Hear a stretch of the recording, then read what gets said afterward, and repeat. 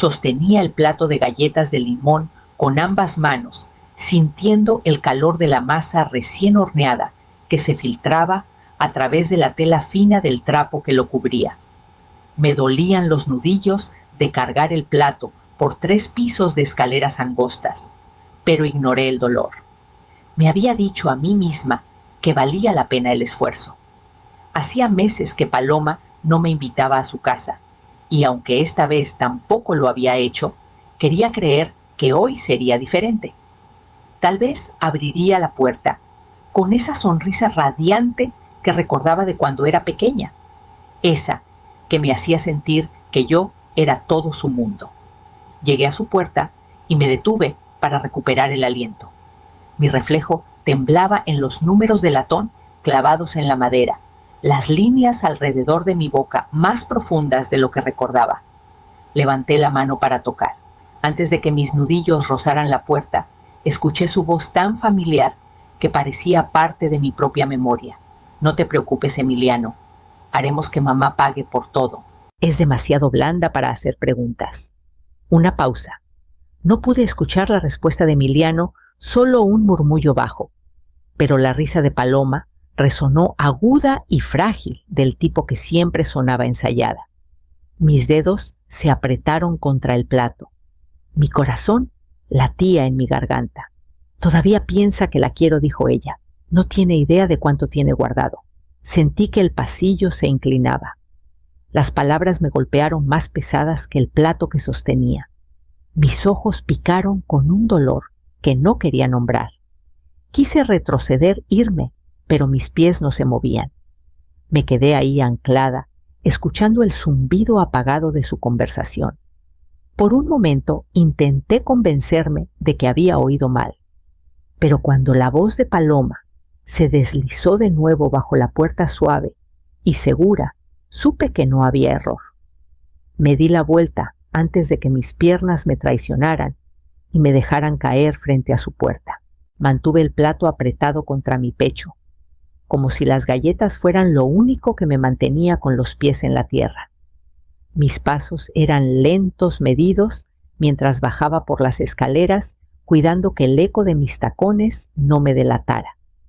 El aroma a limón y mantequilla se pegó a mi abrigo y odié que incluso ahora una parte de mí aún quisiera creer que Paloma abriría la puerta y me llamaría. Afuera el cielo tenía ese gris suave del atardecer y el aire de diciembre mordía a través de mis mangas. Caminé las 12 calles hasta mi casa en Coyoacán sin levantar la vista de la banqueta. Pensé en la última vez que la vi hace 2 semanas, parada en mi cocina, sus dedos rozando el borde del mostrador mientras me contaba lo preocupada que estaba por sus deudas. Le creí entonces. Creí cada lágrima que dejó caer, cada suspiro cuidadosamente medido. Llegué a los escalones de mi casa y me detuve. La lucecita del porche parpadeaba arriba con el foco casi agotado. Por un momento pensé en quedarme ahí, en el frío, como si al negarme a entrar pudiera retrasar la verdad un poco más. Pero mis manos empezaban a temblar por algo más que el viento, así que empujé la puerta y entré al silencio de mi sala. La lámpara junto al sofá brillaba tenuemente, iluminando las formas familiares que había amado por décadas, las cortinas de color rosa pálido que Francisco y yo elegimos el año antes de que muriera el sillón, con el cojín desgastado, donde Paloma solía acurrucarse con sus libros de la biblioteca. Dejé el plato de galletas en la mesa de centro y me hundí en el sofá, sintiendo un peso en el pecho más grande de lo que sabía cómo cargar. Cuando el teléfono empezó a sonar, cerré los ojos y lo dejé sonar. El timbre se detuvo, dejando un silencio tan denso que parecía vivo. Me quedé sentada en ese silencio por mucho tiempo, con las manos cruzadas en mi regazo. Aún sentía la marca del plato, el borde que se había clavado en mis palmas durante todo el camino a casa. La piel ahí estaba sensible, como si hubiera sido lastimada por algo más que el peso. Tal vez así era. Cuando por fin me puse de pie, mis rodillas protestaron. Me moví por la casa por pura costumbre, apagando la lámpara, revisando que la puerta trasera estuviera cerrada, aunque nadie había intentado entrar por ahí en años. Mis pasos sonaban demasiado fuertes en las habitaciones pequeñas. El piso crujía en los mismos lugares que Francisco siempre bromeaba con arreglar, pero nunca lo hizo. El aire olía levemente a saquitos de lavanda vieja y al almidón de las cortinas recién lavadas. Me detuve en el pasillo frente al closet de blancos. Mi corazón latía contra mis costillas de una manera que se sentía familiar y extraña al mismo tiempo. No había abierto el compartimiento secreto en casi una década. No desde el funeral, no desde que me dije que era mejor no pensar en lo que quedaba ahí. Aparté las toallas dobladas y metí la mano hasta encontrar la ranura en el panel.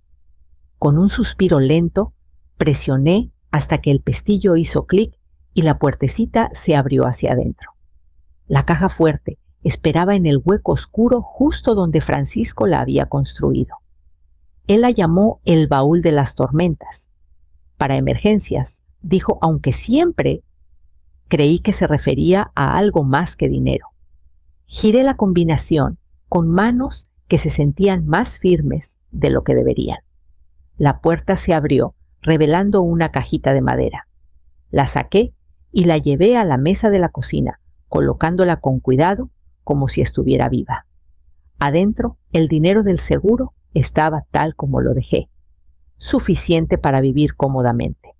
Suficiente para convertirme en un blanco. Cerré la tapa y pasé la palma sobre la madera gastada, pensando en Francisco y su voz tranquila cuando me dijo que confiara en mis instintos. Me di cuenta de que ya sabía lo que tenía que hacer. Llegué a casa justo cuando la última luz del día se desvanecía del patio. Los escalones de la entrada parecían más empinados de lo que recordaba, pero los subí sin detenerme. Adentro, la casa se sentía extrañamente silenciosa, como si también estuviera conteniendo el aliento. Dejé mi bolso en la mesa y puse la carpeta de la oficina de Alejandra junto a él. No la abrí de nuevo. Ya sabía qué había dentro. Puse la tetera a calentar y esperé a que hirviera. Mis manos descansaban en el mostrador, las palmas planas contra el laminado desgastado. Pensé en Francisco detrás de mí hace tantos años, su brazo alrededor de mi cintura, susurrando que pasara lo que pasara, se había asegurado de que estaría bien. Era el tipo de promesa que solo creías de alguien que nunca pensaste que te dejaría. Cuando la tetera silbó, serví una taza de té que en realidad no quería. Antes de que pudiera dar un sorbo, el teléfono sonó. Lo dejé sonar 2 veces antes de contestar. Mi voz sonó más pequeña de lo que esperaba. Bueno, hubo una pausa. Luego la voz de Paloma, demasiado brillante, demasiado dulce. Mamá, he estado tratando de contactarte. No respondí. Podía escuchar su respiración. Estaba preocupada, continuó. No me has devuelto las llamadas. Puse la taza con cuidado, temiendo que se me resbalara de las manos. No tengo nada que decir, le dije. Ella soltó una risita temblorosa. Mamá, no seas así. Tenemos que hablar de esto. No hay nada de qué hablar, dije. Mi voz estaba tranquila. Casi me asustó lo tranquila que estaba. Estás exagerando, insistió ella. No entiendes la situación en la que estamos. Lo entiendo perfectamente, respondí. Por un momento, ninguna de las dos habló. Pensé en los papeles que había firmado, en la forma en que Alejandra me miró con respeto tranquilo, en lugar de lástima. Entonces, sabes que estás cometiendo un error, susurró ella. Colgué el teléfono en su base y el silencio que siguió se sintió como lo primero honesto entre nosotras en años. A la mañana siguiente, desperté antes del amanecer y me quedé en la cama, escuchando el silencio que se asentaba sobre la casa en invierno. Me dolían los huesos en los lugares de siempre, pero había algo más firme dentro de mí, algo que casi parecía determinación. Me vestí despacio, preparé café y me senté junto a la ventana con la taza calentándome las palmas. Una parte de mí esperaba que Paloma no viniera. La otra sabía que lo haría. Era casi mediodía cuando escuché la camioneta de Emiliano estacionarse en la entrada. No me levanté de inmediato. Esperé hasta que llegó el golpe en la puerta, seco e impaciente. Cuando abrí él, estaba ahí con las manos metidas en los bolsillos de su chamarra. Sus ojos pasaron por encima de mí hacia la casa buscando algo que pudiera usar. Eugenia empezó con la voz cuidadosamente neutra. «¿Puedo pasar?». Me hice a un lado sin responder. Caminó hasta la sala y se sentó en el borde del sofá, como si le costara tocarlo más de lo necesario. Me quedé en la entrada. «Tenemos que hablar como gente civilizada», dijo. «Paloma está muy afectada. Dice que no contesta sus llamadas». «No tengo nada que decirle», respondí. Suspiró como si todo esto fuera una gran molestia. «Eres su madre. Ella necesita tu apoyo». «Estamos en una situación complicada. Ustedes mismos se metieron ahí», dije. Mi voz no se alzó. No lo dejaría. Su mandíbula se tensó. «No estás siendo razonable. Sabes que ella siempre ha contado contigo». «Ya no más», dije. «No tiene por qué ser así», respondió rápidamente. «Tienes recursos, más que suficientes para ayudar».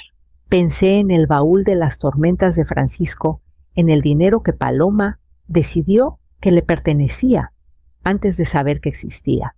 Pensé en todas las veces que había llegado a mi puerta con esa misma desesperación pulida. «No les voy a dar nada», dije. Su rostro enrojeció. Por un segundo vi la Rapnel petulancia bajo sus modales cuidados. «Te vas a arrepentir de esto», dijo. No respondí. Lo vi levantarse y caminar hacia la puerta. Se detuvo con la mano en la perilla, como si quisiera decir algo más. Luego se fue sin mirar atrás, y la casa se sintió más limpia, de alguna manera por su ausencia. Me senté en el sofá y cerré los ojos, dejando que el silencio se asentara sobre mí, como una promesa que estaba decidida a cumplir. No esperé otro día. Esa tarde llamé a la oficina de Alejandra y pregunté si podía verme de inmediato. Su asistente me puso en espera por menos de 1 minuto antes de decirme que Alejandra se quedaría hasta tarde si eso era lo que necesitaba. Le agradecí y colgué sintiendo que algo se aflojaba en mi pecho. No era alivio, todavía no. Pero fue la primera respiración que tomé sin sentir que estaba atrapada en una astilla. Cuando llegué a la oficina, la luz del invierno ya se estaba suavizando. Alejandra se levantó de su silla, su rostro cálido pero serio. Me senté frente a ella con la carpeta que traje, descansando pesada en mis rodillas. Por un momento no supe cómo empezar. Luego las palabras salieron más firmes de lo que esperaba. «Vinieron a mi casa esta mañana», dije. «Emiliano cree que voy a cambiar de opinión». Alejandra cruzó las manos sobre el escritorio. «¿Y lo harás?». No, mi voz no titubeó. «No lo haré». Ella asintió como si no esperara menos. «Entonces nos aseguraremos de que estés protegida». Abrió su computadora y dio unos clics antes de girarla hacia mí. «Aquí está el documento del fideicomiso. Me nombra como fiduciaria y detalla exactamente cómo se pueden hacer los desembolsos solo para ti. No tendrán ninguna base para impugnarlo. Estudié el lenguaje, las frases precisas que cerrarían las puertas que debía haber cerrado hace años. Alejandra me guió por cada sección con paciencia. Nunca me apresuró, nunca me hizo sentir tonta. Cuando llegamos a la última página, levantó la vista. «¿Estás segura?». Pensé en la voz de Paloma por teléfono, su dulzura ensayada. En Emiliano, sentado en mi sofá, como si le perteneciera. En todas las pequeñas formas en que me dije que era amor cuando era algo completamente diferente. «Estoy segura», dije. Firmé mi nombre con una mano que se sintió firme por primera vez en toda la semana. Cuando me enderecé, me di cuenta de que respiraba más fácil. Alejandra extendió la mano por encima del escritorio y puso su palma sobre la mía. «Hiciste lo correcto». Cerré la carpeta lista para llevarla a casa. Salí de la oficina de Alejandra con la carpeta apretada contra mi pecho, como si alguien pudiera intentar arrancármela en la banqueta. El aire frío se sentía limpio en mis pulmones. Caminé de regreso a mi coche, cada paso medido y deliberado, y cuando me senté al volante no arranqué de inmediato. En cambio, cerré los ojos y dejé que el silencio se asentara sobre mí. Por primera vez en mucho tiempo, no estaba preparándome para la próxima exigencia, la próxima crisis disfrazada de emergencia. Cuando llegué a casa, puse la carpeta en la mesa de la cocina. Preparé té, aunque mis manos aún estaban inestables, y llevé la taza a la sala. Me senté en la silla junto a la ventana y vi cómo la última luz del día se deslizaba detrás del tejado del vecino. En esa suave oscuridad pensé en todos los años que le di a Paloma el beneficio de cada duda. Cada vez que me llamó llorando, cada vez que sonreía con esa sonrisa brillante y convincente, me dije que solo necesitaba ayuda, que estaba haciendo lo que cualquier madre haría. Pensé en Francisco y la noche en que me habló del baúl de las tormentas. Dijo que era para mi seguridad, pero no creo que ninguno de los dos pudiera haber imaginado que llegaría a esto, que me estaría protegiendo no de extraños, sino de mi propia hija. Alcancé la carpeta y la abrí de nuevo, trazando mi dedo sobre mi propia firma en los documentos del fideicomiso. No se sentía como una victoria. Se sentía como cerrar una puerta que dejé entreabierta demasiado tiempo. Cuando el teléfono sonó, no me sobresalté, ni siquiera dudé antes de contestar. Mamá, la voz de Paloma era más pequeña de lo que jamás la había escuchado. ¿Por qué nos estás haciendo esto? No respondí de inmediato. Pensé en todas las veces que me pregunté si decía la verdad y cuánto me costó fingir que le creía. Sabía que no podía fingir más. Sostuve el teléfono contra mi oído y dejé que su pregunta flotara en el espacio entre nosotras. Mi corazón latía con firmeza, no con el aleteo de pánico que había sentido tantas veces antes. Cuando finalmente hablé, mi voz salió baja y pareja. No les estoy haciendo nada, dije. Estoy haciendo algo por mí. Ella emitió un sonido mitad incredulidad, mitad indignación. Eres mi madre. Se supone que debes ayudarme cuando lo necesito. Te he ayudado, dije. Más veces de las que puedo contar. Más de lo que nunca supiste. Miré la carpeta aún abierta en la mesa, los papeles que marcaban el fin de tantas ilusiones. No lo haré más. Estás castigándome, me acusó su tono endureciéndose. Estás intentando arruinarnos. No susurré. Eso lo han hecho ustedes solitos. Hubo un largo silencio. Me pregunté si estaría pensando en algo más que decir otro ángulo que intentar. Al final colgó sin decir una palabra. Dejé el teléfono en su base. Mi mano no tembló. Me quedé en la mesa por un rato, el silencio envolviéndome como una colcha. Luego saqué una hoja de mi buen papel de carta, del que usaba para escribirle cartas de cumpleaños a Paloma cuando era pequeña. La alisé y tomé mi pluma. Mi mano se movió con firmeza mientras escribía. Paloma, te amo. Eso nunca cambiará, pero no dejaré que me usen más. No permitiré que mi amor se retuerza en algo que puedas gastar. No tendrás acceso a mis cuentas ni a mi casa. Esta es mi decisión. Espero que algún día entiendas por qué. Firmé mi nombre, doblé la carta y la sellé en un sobre. Lo puse junto a la carpeta. Se sentía definitivo de una manera que me hacía doler la garganta. Pero también se sentía como la verdad que debía haber dicho hace años. La mañana después de que Emiliano vino a mi puerta, desperté con un sobre delgado deslizado por la ranura del correo. Por un largo rato, me quedé en el pasillo, mirando hacia abajo donde yacía en el tapete. Mi nombre estaba escrito al frente con la letra de Paloma, los bucles y florituras tan familiares como mi propia firma. Lo recogí con cuidado y lo llevé a la mesa de la cocina. No lo abrí de inmediato. En cambio, preparé café y puse un plato, aunque no tenía hambre. Cuando finalmente rasgué el sobre, mis manos no temblaron. Adentro había una sola hoja de papel doblada 2 veces.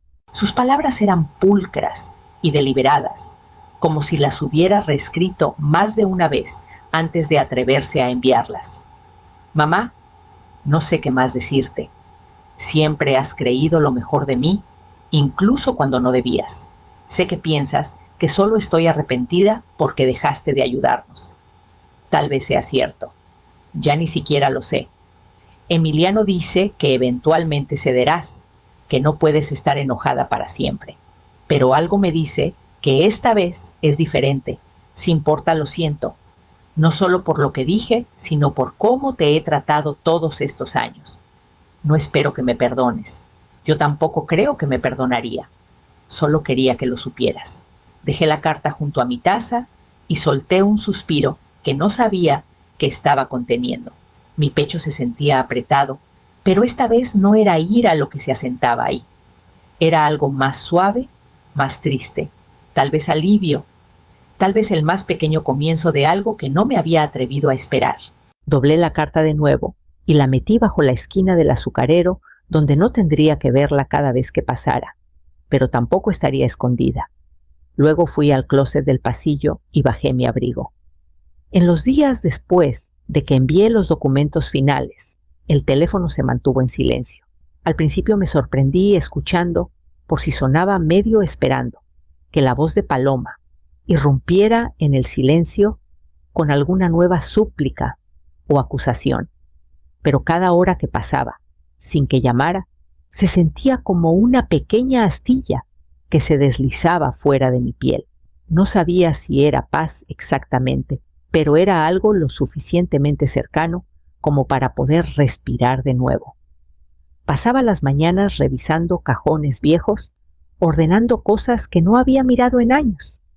Encontré el pequeño suéter que tejí para Paloma antes de que naciera Amarillo, con una fila de botones blancos en forma de margaritas. Lo sostuve contra mi pecho por un largo rato, recordando cómo imaginé al bebé que lo usaría, lo segura que estaba de que el amor solo sería suficiente para mantenerla a salvo. Lo doblé con cuidado y lo puse en la caja que etiqueté guardar. Por las tardes me sentaba junto a la ventana con una taza de té enfriándose en mis manos. A veces dejaba que mi mente vagara hacia los años cuando Francisco estaba vivo y Paloma era lo suficientemente pequeña como para subirse a mi regazo sin necesitar una razón. Esos recuerdos eran suaves y peligrosos a la vez. Los dejaba venir de todos modos porque estaba cansada de fingir que no importaban. Una tarde, justo cuando la luz se volvía de ese azul pálido que significaba que otro día estaba por terminar, me paré en el mostrador de la cocina y vi mi reflejo en la ventana. Mi rostro parecía más viejo de lo que me sentía por dentro, marcado por todos los años que pasé cuidando de todos menos de mí misma. Pero había algo más firme en mis ojos de lo que solía haber. No aparté la mirada. Cuando el teléfono finalmente sonó, fue tan inesperado que casi me reí. Lo levanté sin pensar. «Mamá», dijo Paloma. Su voz era baja y plana, como si todas sus actuaciones ensayadas finalmente se hubieran agotado. «Realmente no nos ayudarás».